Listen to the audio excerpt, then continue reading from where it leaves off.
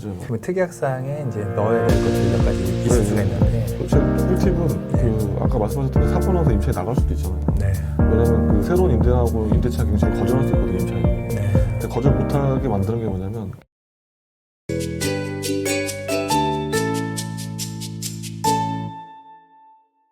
그리고 이제 그러고 보니까 어제 이제 건물을 임대하고 있는 그 고향 친구한테 연락이 왔어요. 여쭤보게 되면 최근에 아버지 건물을 상속받았어요. 상속받으면 이게 포괄 승계를 받은 거지 않습니까? 네네네네. 근데 그 건물이 약간 병원들이 많아요. 거의 메디컬 빌딩이 돼버렸거든요. 네네네. 그런데 궁금한 게 뭐냐면 병원이 장사가 잘 되잖아요. 네. 그러면은 임대차 아버지 계약에는 뭐 향후 몇 년간 임대료를 뭐 얼마 이상 안 올리겠다. 네. 약간 그런 규정들이 있었나 봐요. 네. 근데 이제 주인이 바뀌었잖아요. 친구 입장에 장사 잘 되는데 하면서 올리고 싶다. 그거 올릴 수가 있나요? 아니, 못 올려요. 왜냐면 승계됐기 때문에. 네, 그 권리까지 다 승계가 된 거예요. 그렇죠. 의무까지. 네, 그래갖고 아마 좀 계약 기간이 좀 끝난 다음에 그 계약 그 명시한 계약 기간이 있을 거 아니에요. 네네. 그 끝난 다음에 그때 한 번에 올리시는. 혹시 그거를 다시 지금 그 임차인하고 갱신 계약을 만약에 새로 했어요. 근데 하나는 좋고 임대료는 조금 올라가긴 하지만 뭐 다른 거를 좀 빼준다고 하다든지 그렇게는 계약이 될까요? 임차인하고 갱신이 새로 계약이 그렇죠. 되는 임차인하고 협의는 무조건 가능한데 계약서에 있다고 해도 어차피 이게 사람이 하는 일이잖아요. 네. 그 임차인도 임대인하고 좀 불편하게 싫을 거예요. 그래서 그냥 만약에 제가 그 임대하시는 그 분이라고 하면은 그 아버님하고 계약서에 그게 있더라도 그냥 임차인 만나서 임대를 올려달라. 그냥 얘기를 하는 거죠. 그 임차인도 사실 계약서에 있는데 이렇게 다가올 수도 있지만 그냥 뭔가 좋게 원만히 해결하려고 장사 잘 되니까 맞아요. 그냥 올려줄 수도 있거든요. 한번 시도해보는 것도 나쁘지 않을 것 같은데요. 그리고 이게 저도 이 상담이나 우리 고객분들 이렇게 병원 원장님들이 최근에 건물을 많이 사시는데 그때 계약서 검토를 제가 같이 해드리거든요. 변호사님하고 같이 해드리는데 특히 이제 개인 명의가 아니라 법인으로 산다고 하게 되면 법인 등기 나오기 전에 이제 계약을 먼저 하는 경우들도 있잖아요. 맞아요. 그러면 특약사항에 이제 넣어야 될 것들이 몇 가지 있을 수가 있는데 제 꿀팁은 그 아까 말씀하셨던 데 사고 나서 임차인 나갈 수도 있잖아요.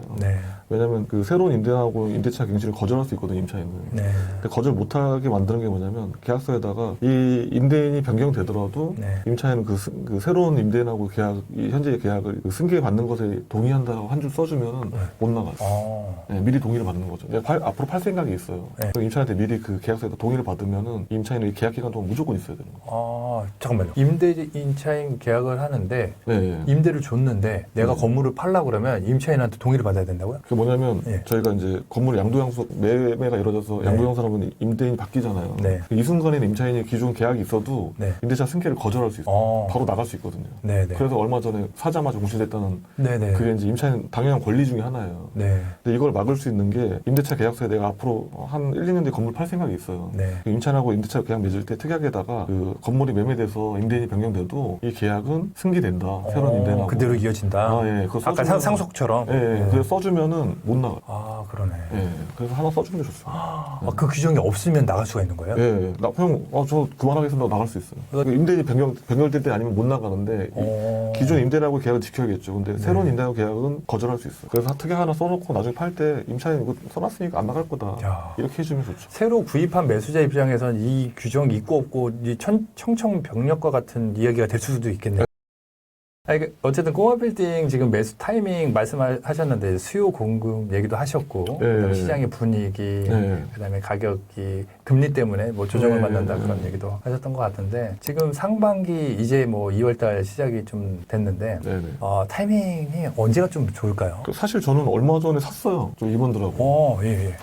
저 사실 지금이 사실 딱 왜냐면 임대인들이 좀 힘들고 뭔가 그 정세가 좀 어수선할 때가 제일 사기는 좋은 시기거든요. 그렇죠. 근데 뭐 다 편안하고 뭐 금리도 좋고 이러면 가격은 당연히 상승할 수밖에 없고요. 그래서 지금 은행 좀 리스크 조금 있죠. 그리고 환율 문제 때문에 나라도 어수선하죠.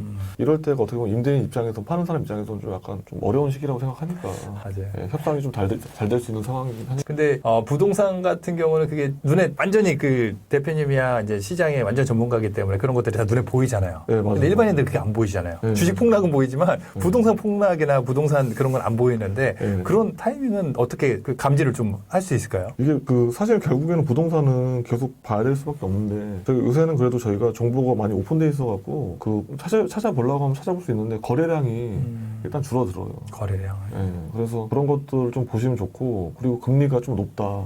그럼 당연히 그때는 이제 조정을 어느 정도 받는, 아닌 지역도 있겠지만, 네.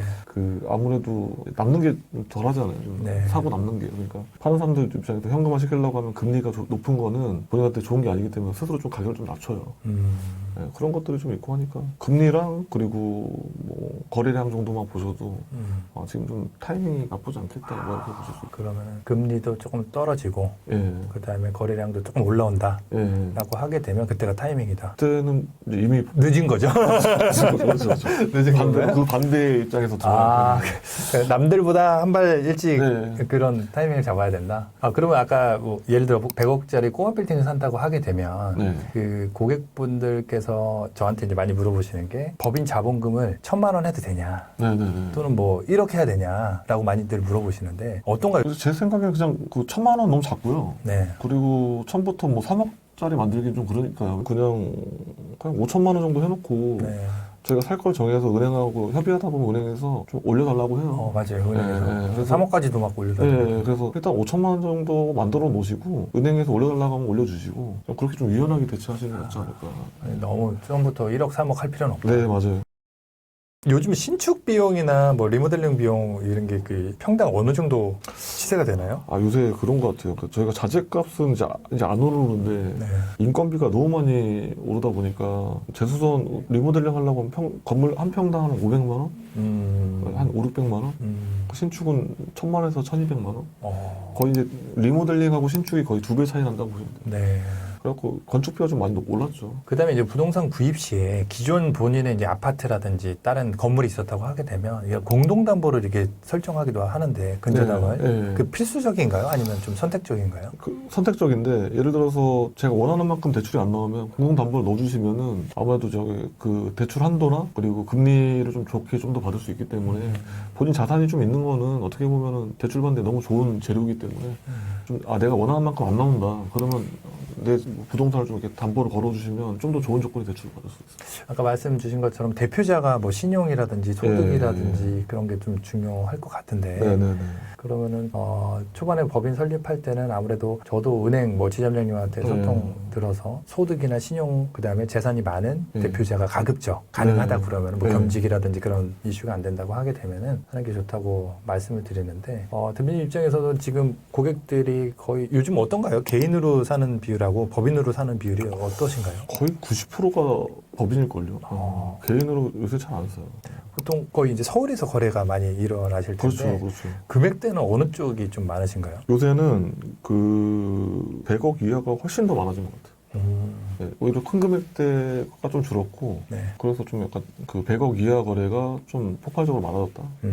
어떻게 보면 시장에 많이들 들어오시는 거죠. 사람들이 다 강남에 사고 싶잖아요. 네.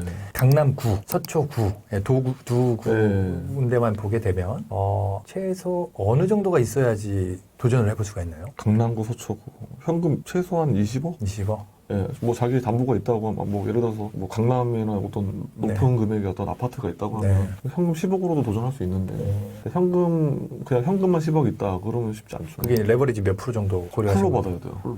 80% 정도? 네. 80%도 잘 안 되시네. 80% 받기 쉽지 않죠. 그래서 신용이 좋아야지 그것도 가능한 거니까. 아이고. 대표님 이쪽에 잠깐 뭐 짧은 시간이긴 하지만 굉장히 컴팩트하게 많은 이야기를 좀 나눴던 것 같아요. 이게 저희가 이제 중개사 과목에 세무도 있고 그 법무도 있고 그 건축법도 있고 그리고 뭐 이러다 보니까 저희 하다 보면은 제가 지금 그 빌딩 중개하는 그 사람이지만 그 은행도 많이 겪어야 되고 좀 세무사님하고 상담을 많이 해야 되고 막 이런 케이스를 너무 많이 보다 보니까 일반적인 거 제가 바로 답변이 가능한 정도까지 됐어요. 어떻게 보면 이게 그 빌딩 투자는 약간 종합 예술인 것 같아요. 세무 컨설팅도 그렇습니다. 그래서 네, 좀 약간 예술적으로 일을 하는 게 좀 좋은 것 같아요.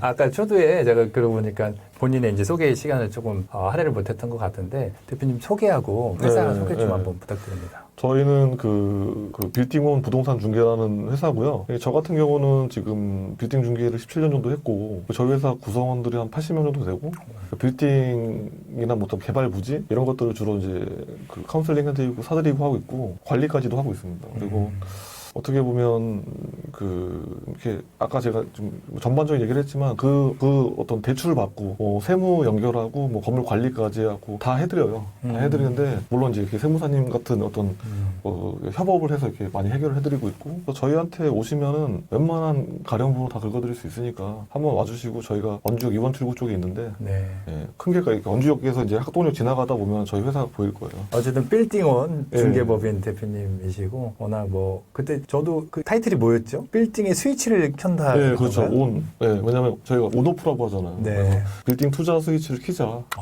네, 사겠다고 이제 마음 먹어라. 파란불이다. 오프하지 말고 켜놓자. 뭐 이런 취지가 있죠. 네, 오늘 약 1시간 좀 넘는 시간 동안 대표님하고 인터뷰하고 저도 굉장히 많이 공부가 됐던 시간 같습니다. 어쨌든 누구나 다 건물 사고 싶고 누구나 다 빌딩 사고 싶은데 쉽진 않지 않습니까? 그렇죠. 어렵죠. 근데 아까 말씀하신 것처럼 빌딩을 사려는 그 스위치를 온하고 그리고 마음 먹는 게 제일 중요할 것 같은데 이번 시간에 빌딩을 곧 사실 분, 앞으로 사실 분들이 정보가 좀 유익한 정보로서 도움이 되셨길 바라면서 이번 영상은 여기서 마치도록 하겠습니다. 감사합니다. 네, 감사합니다.